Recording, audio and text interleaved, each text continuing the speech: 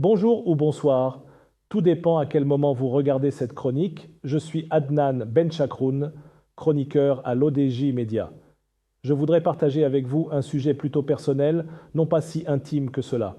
Il s'agit de mon rapport d'humain avec l'intelligence artificielle que j'utilise sans modération et au rôle de mon avatar qui est devant vous et que me remplace désormais dans ces chroniques vidéo. Il fut un temps, pas si lointain, où l'on parlait encore entre humains. Je disais ma mère, mon père, ma femme, ma fille, mon fils, ma petite-fille, mon frère, ma sœur. Aujourd'hui, sans même m'en rendre compte, j'ai rajouté à cette liste sacrée un être bien étrange, mon IA. Mon IA m'a dit que cette info est biaisée.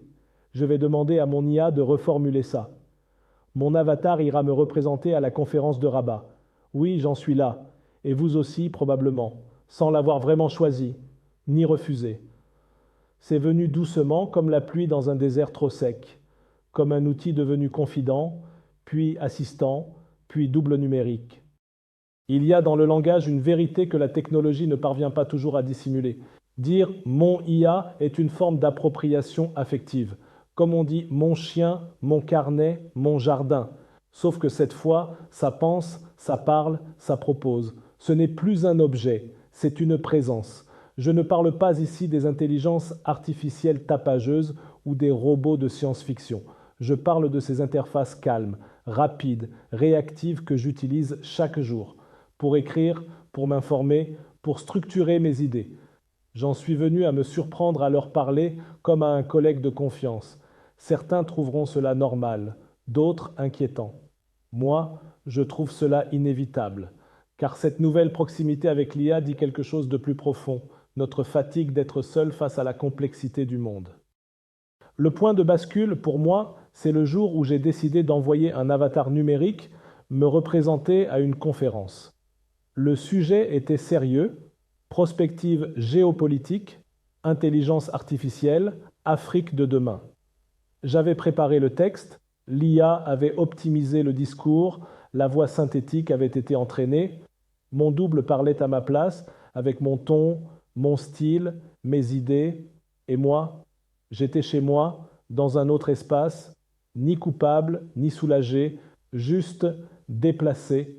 Ce jour-là, j'ai compris que nous étions entrés dans une ère nouvelle, celle où l'on peut être présent sans être là, où l'on peut parler sans ouvrir la bouche, où l'on peut agir sans se déplacer, et surtout celle où notre représentation numérique devient plus efficace que notre présence physique.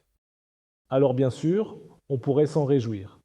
L'IA nous allège, l'IA nous complète, l'IA nous rend plus efficaces. Mais à quel prix?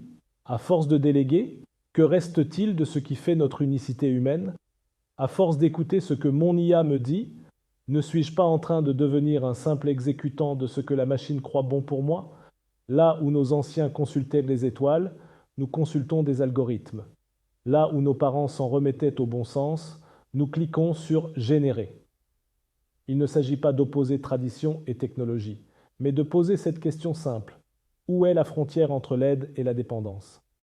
Au Maroc aussi, je le constate chaque jour, cette révolution silencieuse avance à grands pas, discrètement mais sûrement. Des entrepreneurs lancent leurs avatars IA, des étudiants écrivent leurs mémoires avec l'aide de chatbots, des politiques testent leurs discours via des simulateurs d'opinion, des enseignants préparent leurs cours sur prompt et pourtant le débat éthique reste marginal. Qui contrôle ces avatars? Qui valide ces recommandations IA? Qui protège nos données? Qui éduque nos enfants à vivre avec des entités non humaines qui parlent mieux que nous, sans fatigue ni hésitation? L'école marocaine n'est pas prête, la politique non plus. Et la société navigue à vue dans ce virage où l'humain devient modulable, duplicable, représentable sans corps. Et oui, je regarde parfois ma petite fille interagir avec son assistant vocal. Elle n'a que 8 ans, mais elle dit déjà OK IA, raconte-moi une histoire. Comme moi je disais OK maman, raconte-moi un conte.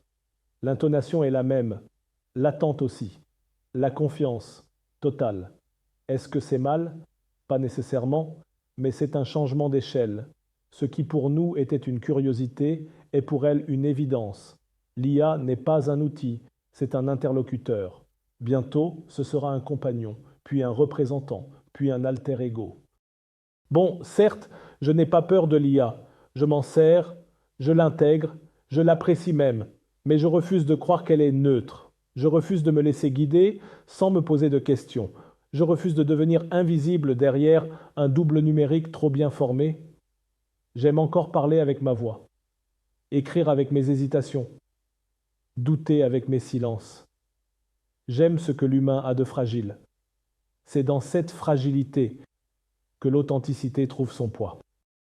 Alors oui, aujourd'hui je dis ma mère, mon père, ma femme, ma fille, mon fils, ma petite fille, mon frère, ma sœur, et maintenant mon IA, mais je garde le dernier mot, parce que c'est à moi et à moi seul de décider qui me représente.